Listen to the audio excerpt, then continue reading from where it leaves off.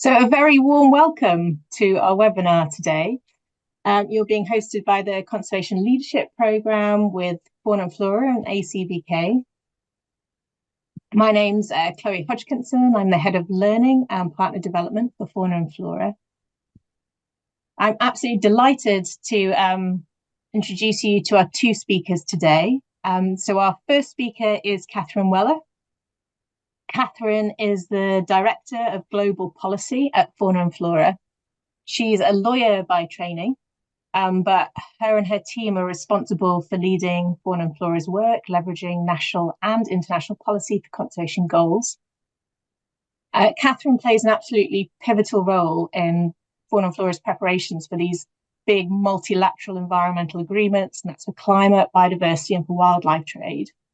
And all of this means she's been to multiple events, all over the world and of many different sizes, and brings with her today a really experienced eye as to what kind of targeting network means and looks like.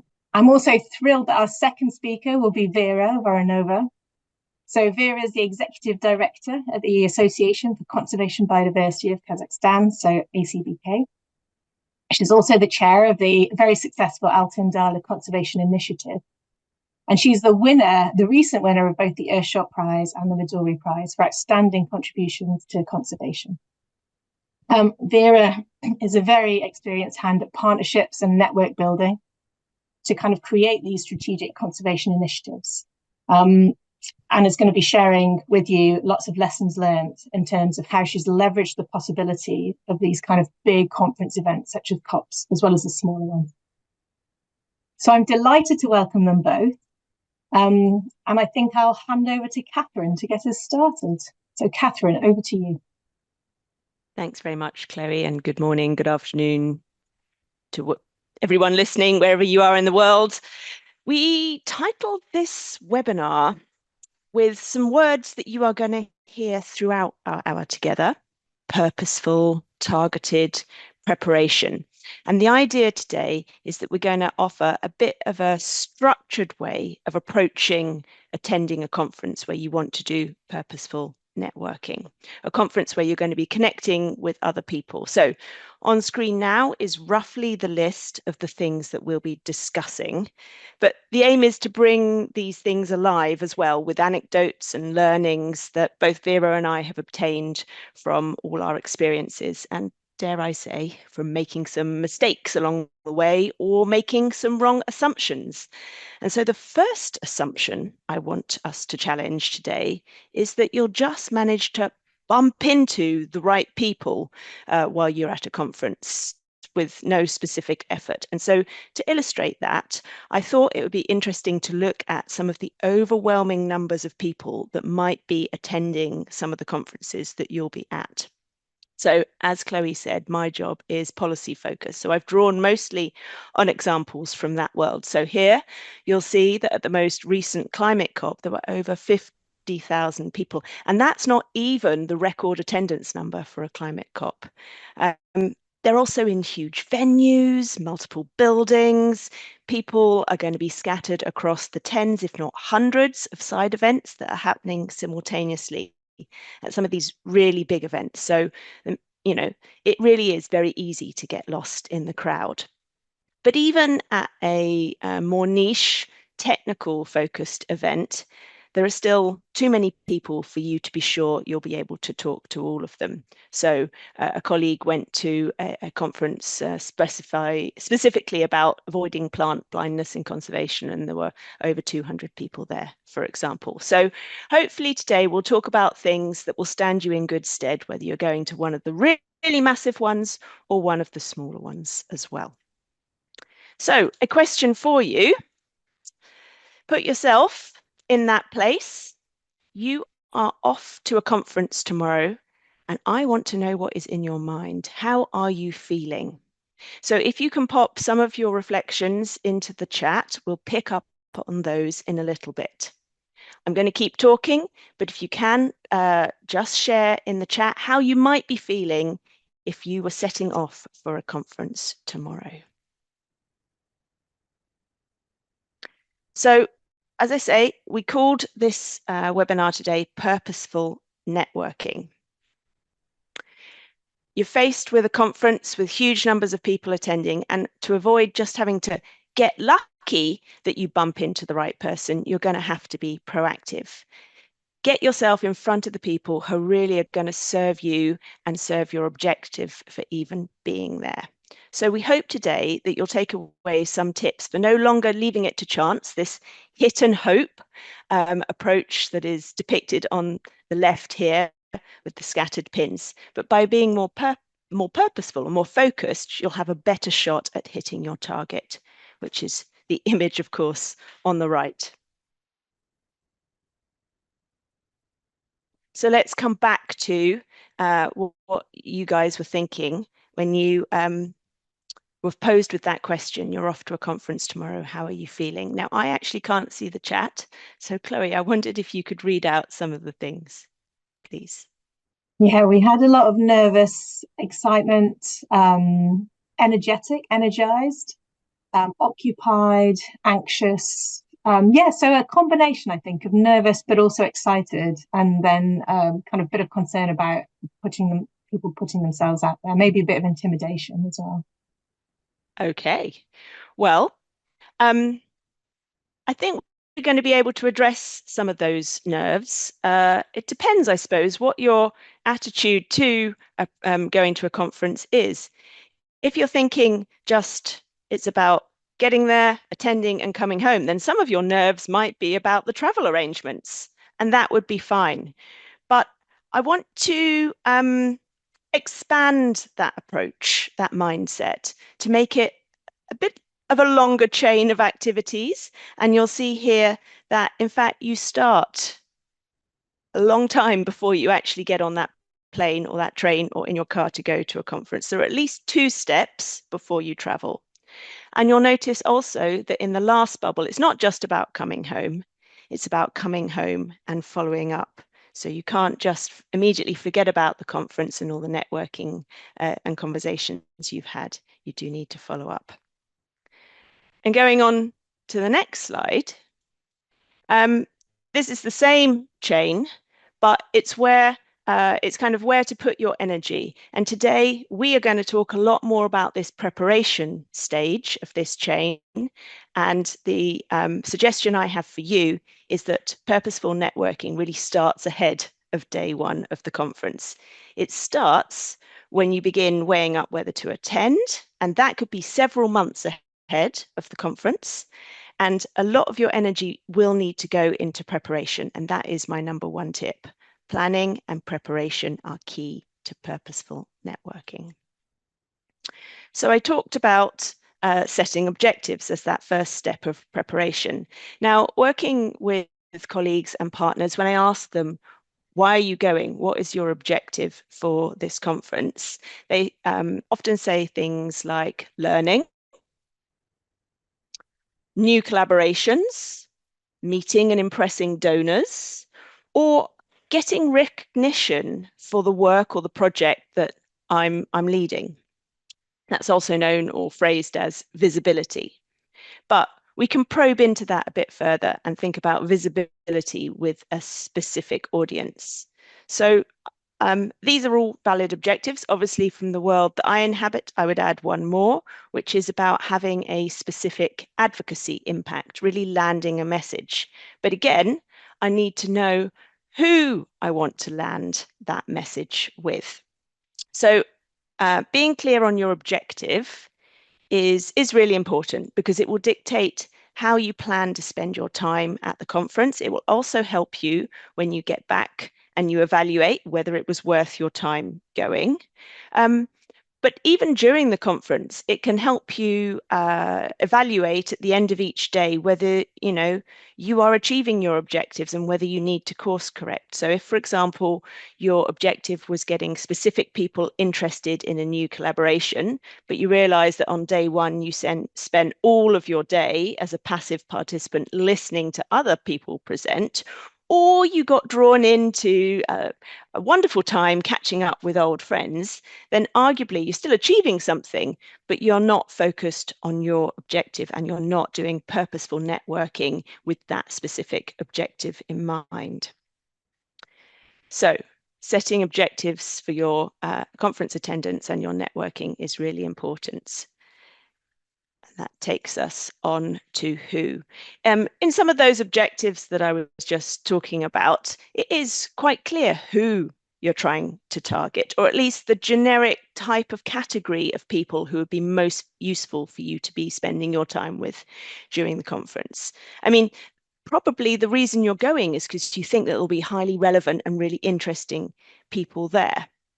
Last year, I was tasked with going to a conference because the organization was trying to break into an entirely new field.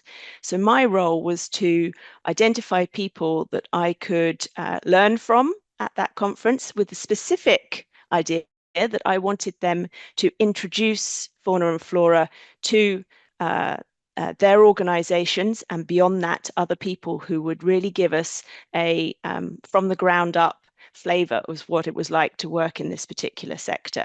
So that was my objective, and I had some very, therefore, specific ideas of who I wanted to meet and to have conversations with. And my task then was to turn that kind of generic idea into specific targets: names, organizations, real people. So the most surefire way of knowing that you are going to achieve your networking targets and your objective for the conference is to know before you even get on the plane or the train that you are going to get a chance to talk to that number one target or a number of targets. And that will be because you've actually already set up time with them for a one-to-one meeting in the margins of this conference. But of course, that is only going to happen if you're really proactive and you're well prepared in advance. First off, how do you know if they're even going to be there? Well, there are some tools that you can use. When the program comes out, you can scan the side events and see which panelists are presenting. Is the person you're interested in meeting on a side event? In which case, they're almost certainly going to be at the conference. But sometimes the program comes out quite late and you might need to make a decision or start your outreach earlier, in which case previous participation lists from previous iterations of the conference could be a useful way of getting a flavor of the types of people who are going to be there. And then, of course, you do have to use a bit of social media to find out if people are already talking about whether they're attending, if they're commenting on what's coming up at the conference, then again, it's quite likely that they are going to be there. But there's nothing to beat actually reaching out and asking. So that's something I would recommend. But I would say in any outreach, you do, when asking if they're going to be at the meeting, asking if they would have time to meet you one-on-one, you will need to give a reason that will entice them into why they'd want to meet you. So that takes us to the what you might be talking about in a conversation you have with one of your targets. And again, preparation here is key. Think about this far in advance of turning up and shaking their hand. I mean, this is relevant. Knowing what you want to get out of the conversation is obviously important for the conversation, but it's important in the outreach as well. What do you want to get out of the conversation? But a conversation is two-way, right? So what do you want them to get out of it? What is their takeaway going to be at the end of the conversation?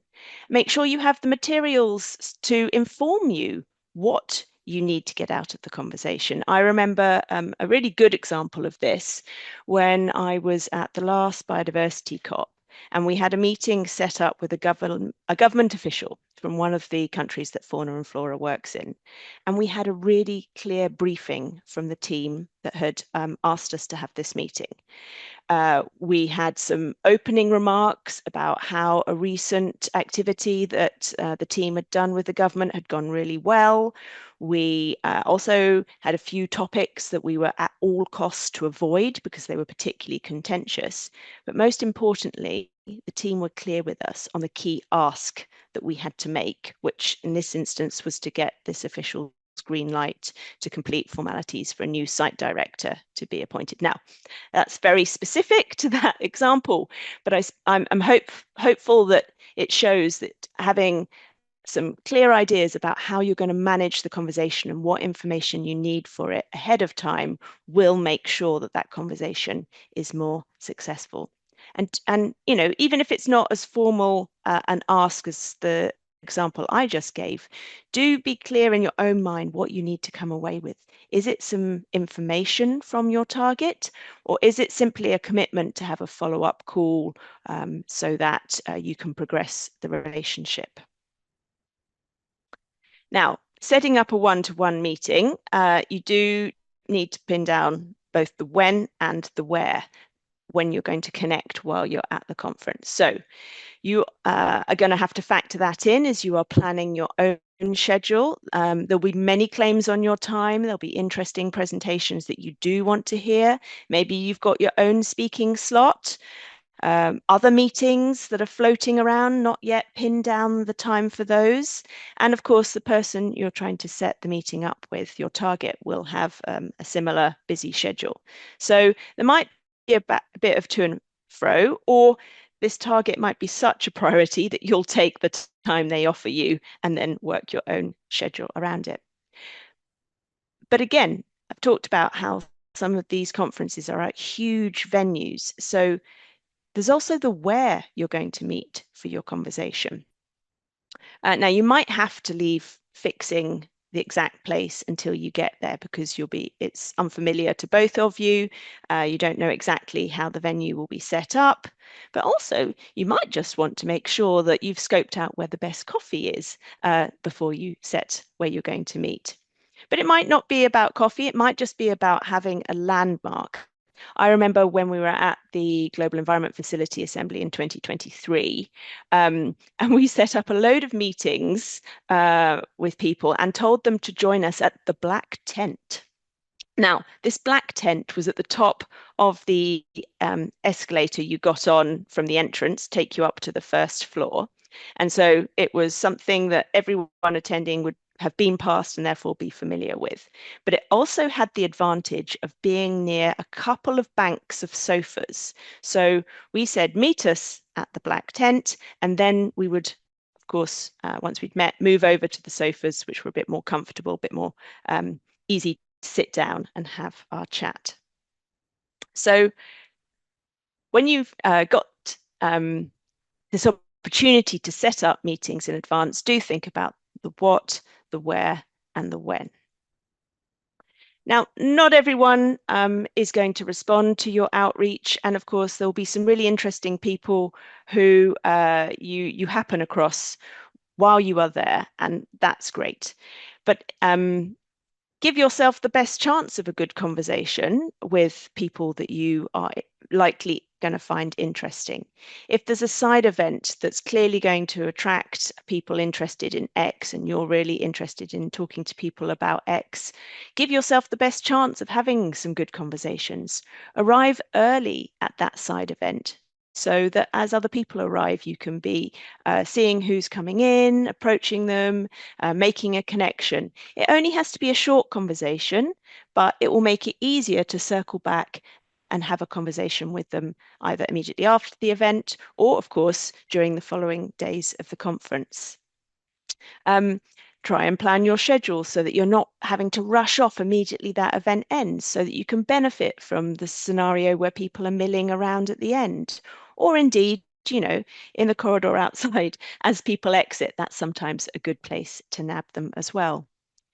And do yourself the favor of getting noticed so that maybe some people will approach you.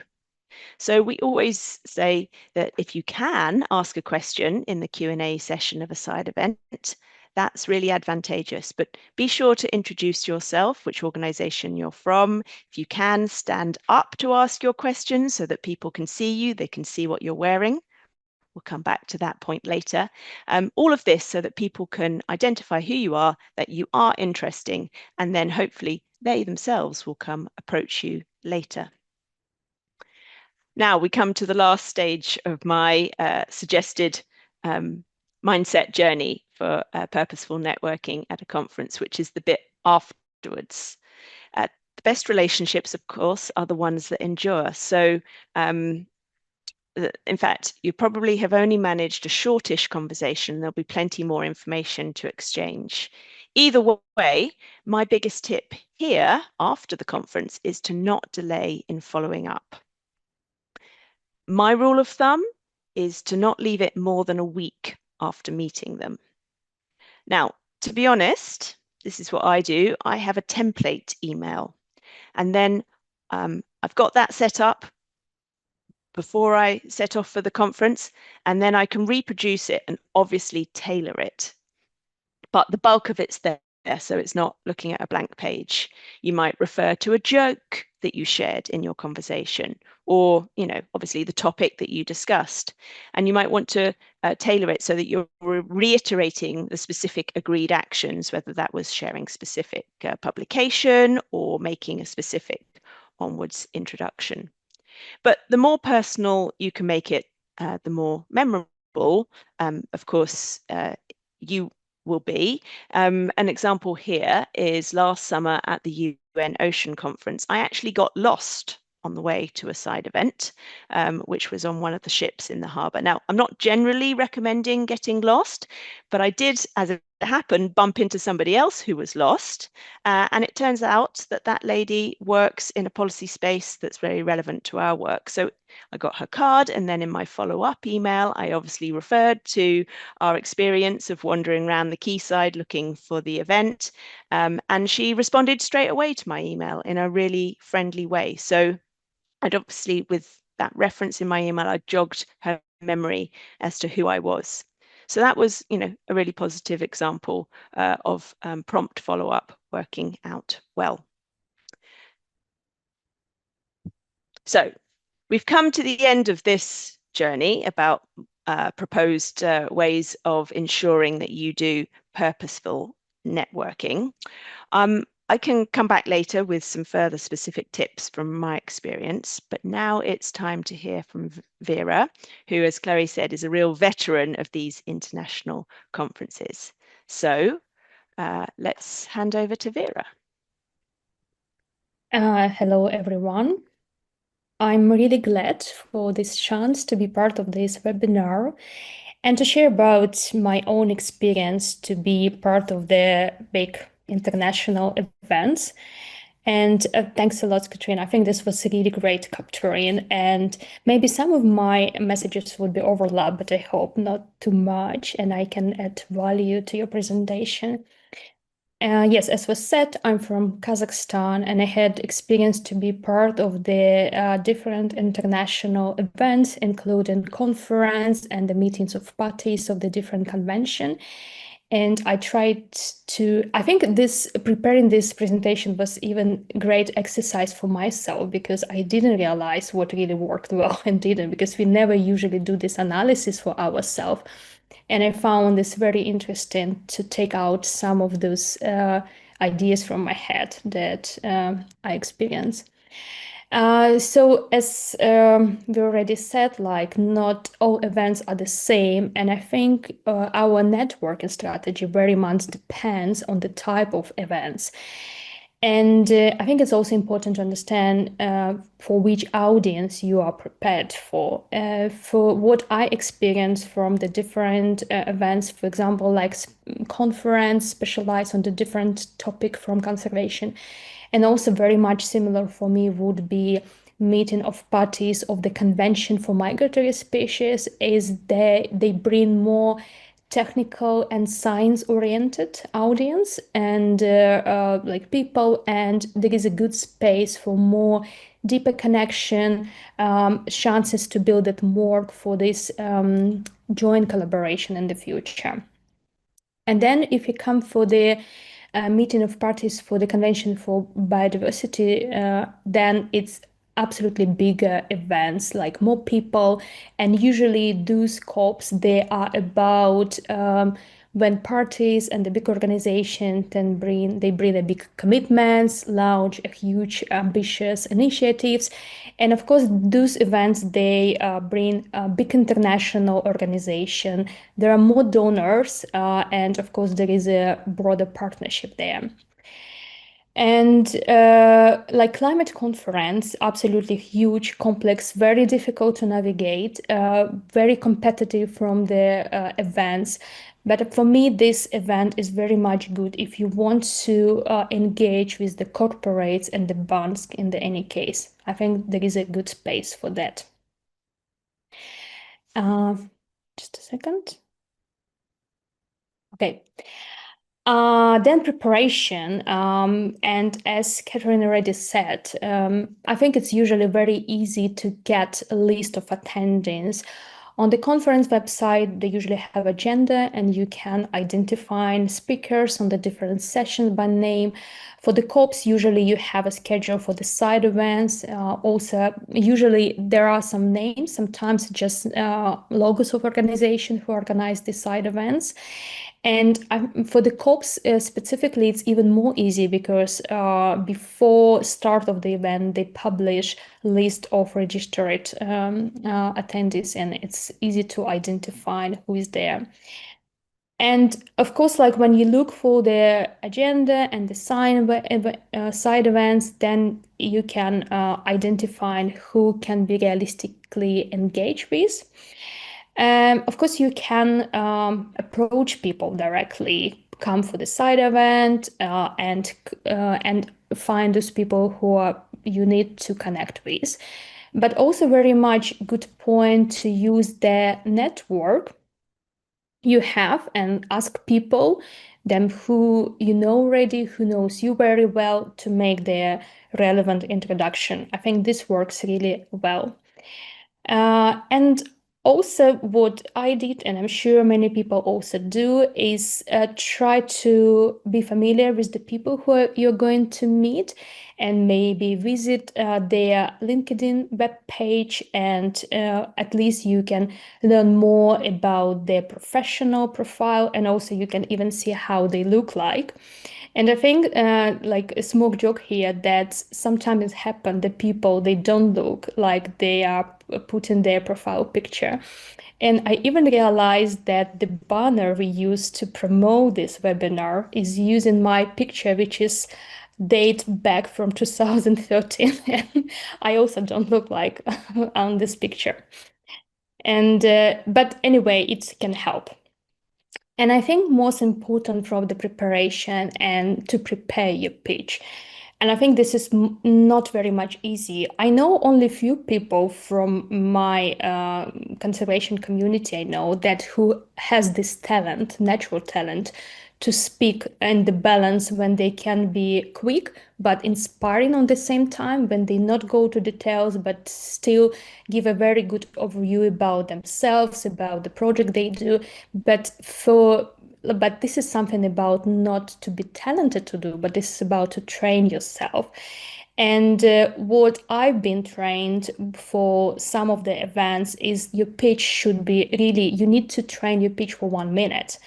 And this is really like homework. You just need to see it and trying to tell about yourself, about your organization or your project or your initiative for 1 minute. And you will find it's so challenges. But since you do this, you can do pitch for 1 minute, then you can do pitch for 2 minutes, and then you train yourself, and this would be help you really, really a lot. And I think it's very much relevant, specifically if you are targeting to be engaged with the potential donors, the corporates, people who are not very much familiar with the much details about science and the conservation. I think this is very much relevant. And then making connection, as already was said, ask for introduction and approach people directly if it's needed. And sometimes we come for the side event and we want to approach this organization, but we see that CEO of this organization is speaking on the side event. And of course, this level of the leaders, they never have enough time. They are not maybe have much detailed information. And I think in this case, it's the good point to have your pitches ready and then to get relevant contacts from a person to follow up with the relevant staff and the colleagues of the person. And and use informal moments, coffee, lunch, corridors, and as Catherine said, the venues are very huge, and even they're huge, there are not much space enough for everyone to sit together for 10-15 minutes in the quiet place. Sometimes people, they really are very much okay with the idea to have a short conversation in the not perfect place, but still not wasted time to find a great space. And as was said, like messengers, like WhatsApp is very much essential. And sometimes we see people say, oh, I would avoid using WhatsApp for the professional connection, but I've never seen this happening at the conference, because people are running from early morning to the late evening. Sometimes they don't have chance even to check their mails, but people are very much welcome for the sharing WhatsApp contacts for this very quick reaction. And also sometimes even you fix the time and place for the meeting, but the person can be challenges to come because of another urgent ask from another side, and you need to be reached very quickly by WhatsApp to be informed. And I think it's also very much welcome to suggest if you have a good connection and you want to follow up on the event with the person, it's very much okay if you suggest to have a breakfast and lunch. And usually we are going for the breakfast and lunch with already partners and the colleagues we a bit already known each other, because it's already the space of the trust, but it's still very much welcome. And I think I also just now remember one story which happened not with me, but with my colleague, who made a very relevant connection 10 years ago in the bars. You know that some of these events, they have this field visits, and I think it's also a good chance to go to the field visit and be in the group and try to speak with people as much as possible. And he met an initiative from America in the bus, and we made a very great collaboration with them. And I think this is also a good example about you never know when the connection can happen. And as Katrin mentioned, she was lost for the event, but then, by the way, find a very good connection. So, and then another experience I passed, I've been a part of the national delegation within our government a few times. And of course, then you have two hats. You need to represent your own goals, you need to deliver your own objectives, but at the same time, you as a part of the delegation need to deliver some of the other commitments. You can be asked to make even high-level meetings.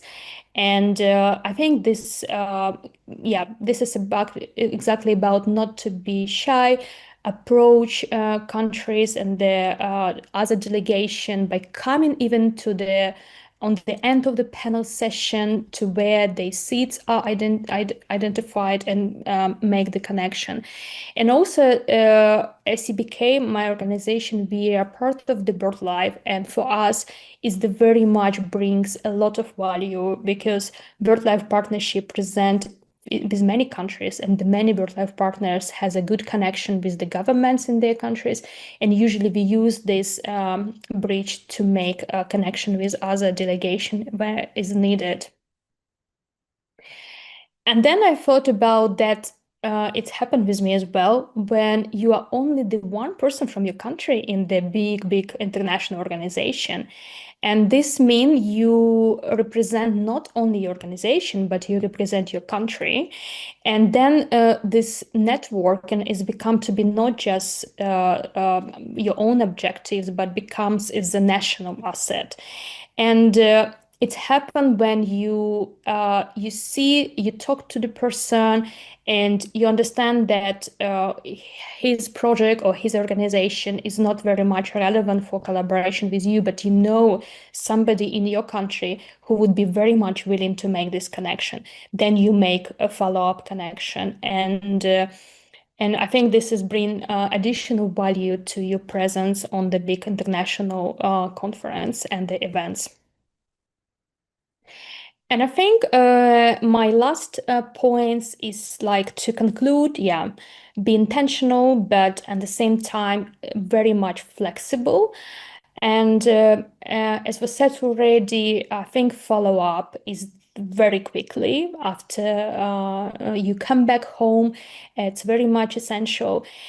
And as I said, create this connection for others, not only for yourself. And I think everyone also should be aware that those events, when you start your day sometimes in the 6 a.m., finish and the 11 p.m. days are really long, and your meal schedule are not predictable, and be sure you have a comfortable shoes and you always have charger for your phone with you.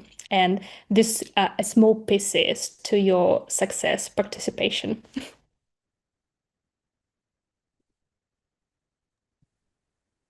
Thank you, Vera. Yes, those are some very practical tips.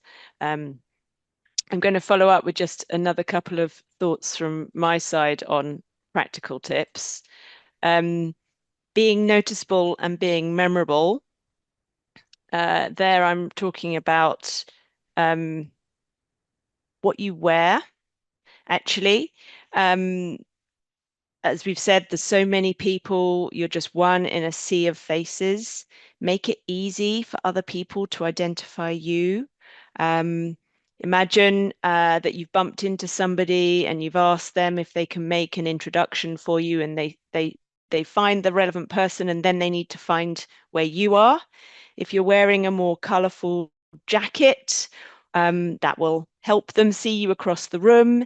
If you're meeting, if you set a meeting time with someone that you have only been corresponding with over WhatsApp or over email, but you can say, I'm wearing a blue jacket today, find me in front of the black tent, then that will just help you make that connection rather than having to awkwardly, approach a number of people to ask if they are John Blogs.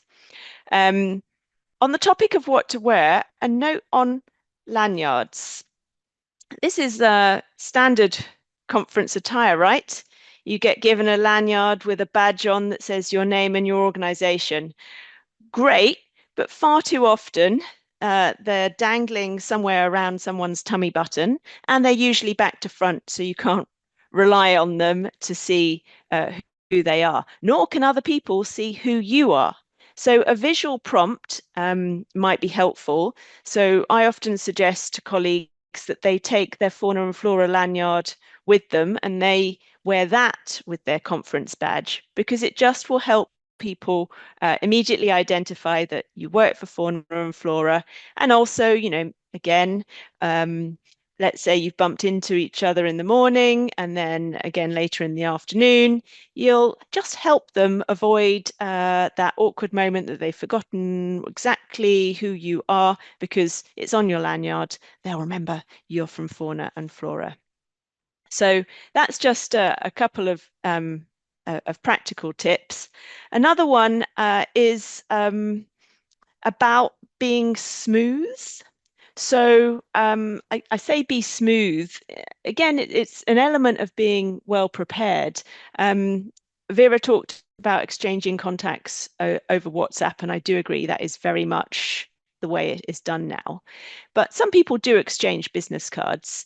And I've been in embarrassing situations myself where I've put my hand in my pocket and brought out a business card to give somebody, only to realize that it's actually somebody else's business card that I have picked up earlier in the day. So there, my tip would be to always be strict with yourself, have a system. For example, your cards are in your right-hand pocket. Cards that you receive from others are in your left-hand pocket. And if you are going to be using WhatsApp to exchange contact details, have a little practice so that you can quickly navigate to that QR code. There's nothing worse than having agreed to exchange details, but then actually spending 2 minutes trying to make it work. Everyone's just sort of awkwardly hopping from one foot to the other. And Sorry, then, Catherine, can I just check? We're still on the number one tip. I don't know if the slides are not moving on for whatever reason. The slides are not moving on. They're a bit stuck. Oh, there we go. Okay. Totally agree with Vera on the 1 minute pitch, but also agree with her about being really flexible. And if you can only have 20 seconds of somebody's attention, be able to do a 20-second version of your pitch as well.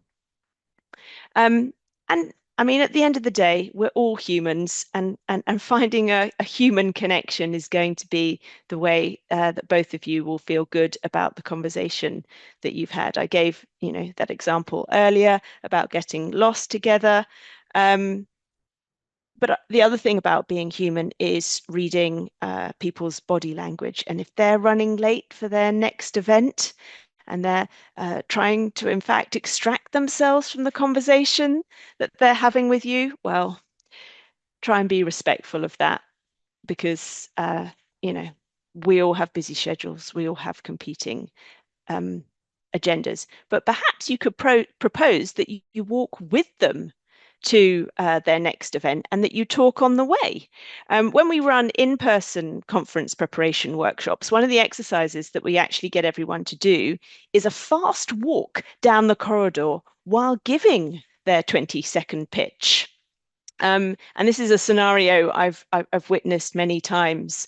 Here we've got people actually waiting for the elevator, and using that moment when someone has to stand still and wait to land their message. So step outside your comfort zone and approach people while they're waiting, but don't force them to hang around with you if that's really not appropriate. And the last thing, totally echoing Vera's point about how these events are full, long days. So stay hydrated, have some lunch, and build in breaks. You do need to look after yourself. So that's my final tip. Think well-being. Thanks, guys. Thank you so much, Vera and Catherine. That was absolutely brilliant. Some really practical tips there as well.